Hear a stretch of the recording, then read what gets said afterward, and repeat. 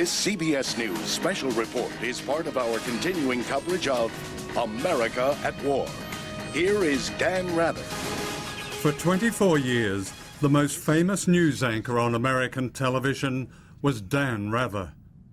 Your own career is remarkable for many things, but one of them in that you have stood up to power. Your questioning of Nixon, which I remember back in '74, and also your interview over Irangate with Bush Sr. But then later on, you appeared famously on the David Letterman show, which I happened to see, and you said George Bush is the president, he makes the decisions, and you know, as just one American, wherever he wants me to line up, just tell me where and he'll make the call. Why did you say that? This was in the almost immediate wake of 9/11, and that's the way I genuinely felt. I was responding as an American citizen in a personal way, and I have said that whether those of us in journalism want to admit it or not, then at least in some small way, fear is present in every newsroom in the country. A fear of losing your job, a fear of the institution, the company you work for going out of business, the fear of being stuck with some label, unpatriotic or otherwise, that you will have with you to your grave and beyond. The fear that there's so much at stake for the country that by doing what you deeply feel is your job will somehow be embarrassed. All of these things go into the mix. But it's very important for me to say, because I firmly believe it, I'm not the vice president in charge of excuses, that we shouldn't have excuses. What we should do is take a really good look at that period and learn from it and, suck up our courage. Charles Hanley, who won the Pulitzer Prize for reporting, was in Iraq in January of 2003, and he went to all the sites that had been named by Bush officials as suspicious sites, El Tuwaitha and Fallujah. He went to every site that had been named by George Bush, Cheney, Rice, Colin Powell, and he found that in every case they were still sealed since 1991 when they had been sealed by UN inspectors. He filed a report on January 18th. It went to every major newsroom in the United States because it's the AP, which goes to every major newsroom in the United States. Got no pickup. No one published it. It didn't fit the script. It got virtually no pickup. It didn't fit the script. We were going to war no matter what. I think that if good media coverage, good journalism that tells truth to power can make a huge, huge difference. So do I think that we would have gone to war if the media had done their job and had challenged not just the lies about weapons of mass destruction, but the lies about how Saddam kicked the inspectors out in 1998 and the whole litany of propaganda that led up to March 20th, 2003, the launch of the war. I think if the media had been challenging that, I think we would not have gone to war. Jeremy Paxman said last year he and the rest of the media had been hoodwinked in the run-up to the invasion of Iraq. Is that something that you would agree with?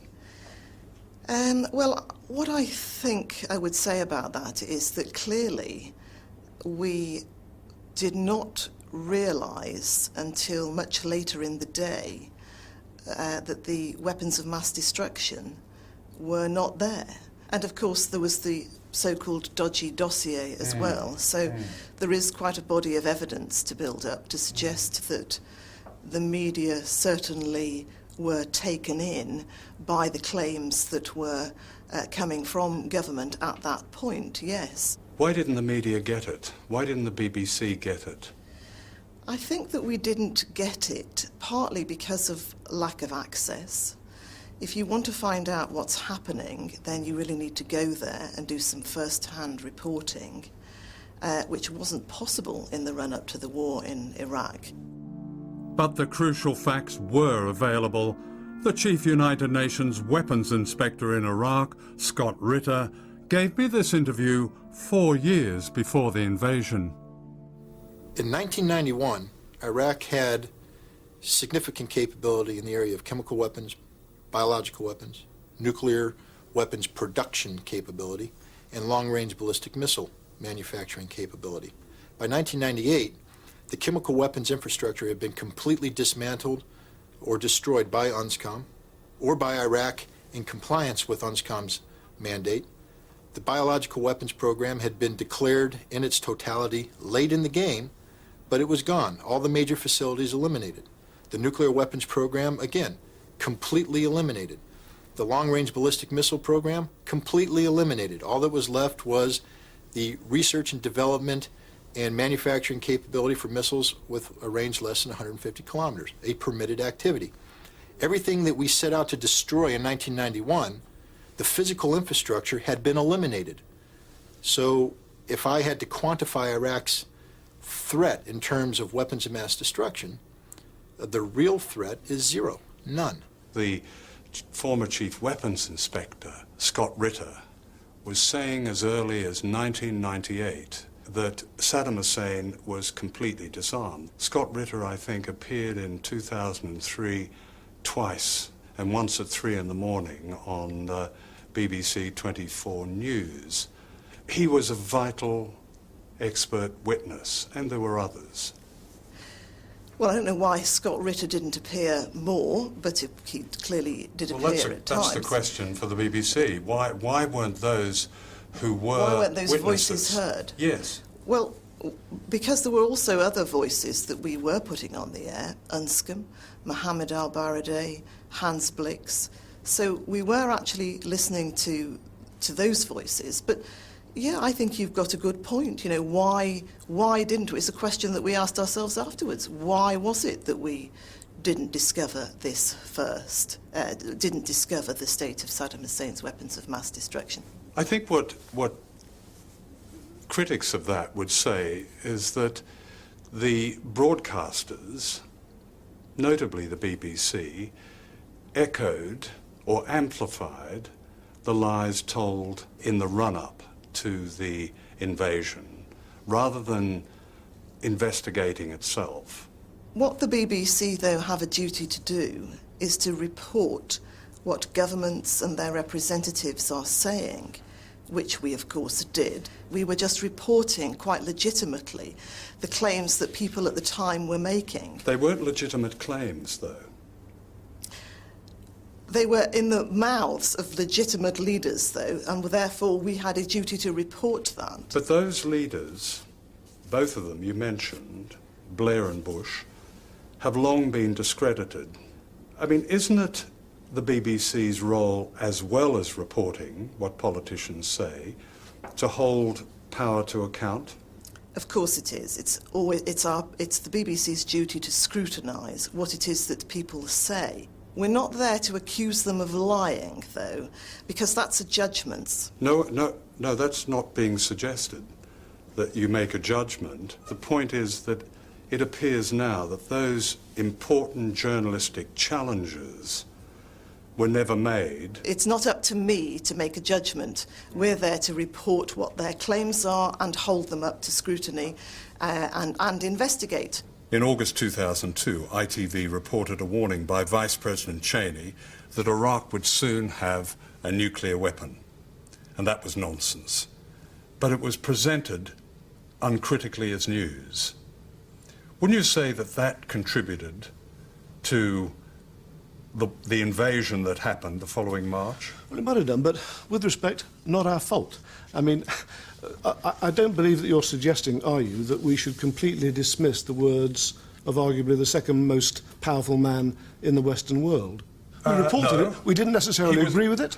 We reported it and allowed our viewers to make up their minds as to whether this was a man telling the truth or not. No, but that's not fair on viewers, is it? Because they may not know what we as journalists know or ought to know, that this was an extremely dodgy politician who was making extraordinary claims. If we knew it, we should have said so.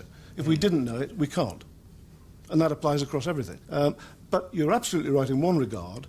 We shouldn't take things at face value. We should do our best to investigate. And when we do know, we should tell our viewers. Of course we should. That's part of the process of being a journalistically based organisation. I mean, I was thinking of Blair's many statements. One, on the 29th of January 2003, ITV News reported Blair as saying, "We do know of links between Al-Qaeda and Iraq." These links, as you know, didn't exist. I mean, we're getting into the realms of sort of semantics now, but if they're very important semantics, he used the word links between the two.